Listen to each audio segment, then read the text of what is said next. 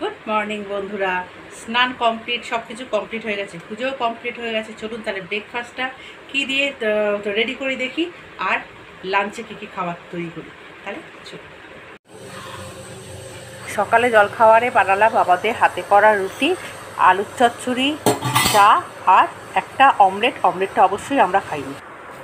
আর কচুটা কাটতে বসলাম, সমস্ত কচুর তরকারির আয়োজনটা করলাম। তার মধ্যে কী কী দেবো দেখিয়ে দেবো।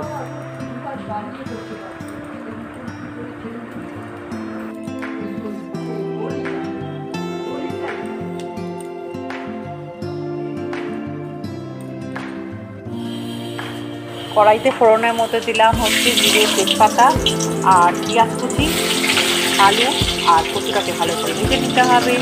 নেওয়ার পরে আমি যে পেস্টটা বানিয়েছি সেটা দিতে হবে। তার মধ্যে দিয়েছিলাম আদা বাটা, রসুন বাটা, টমেটো বাটা আর জিরে গুঁড়ো, হলুদ গুঁড়ো, নুন, লঙ্কা আর নামানোর সময় গরম মশলা।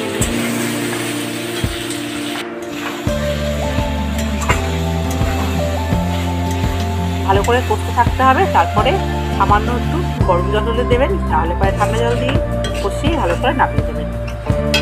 তারপর করবো মাছের ঝাল। মাছের ঝালটা করবার জন্য আমি মাছগুলোকে ভেজে রেখেছিলাম আগের থেকেই। কড়াইতে দিয়ে দিয়েছি মাস্টার্ড পাউডার, হলুদ, লঙ্কা আর সর্ষের তেল, কাঁচা লঙ্কা দিয়ে ধনেপাতা দিয়ে নামিয়ে দিলাম।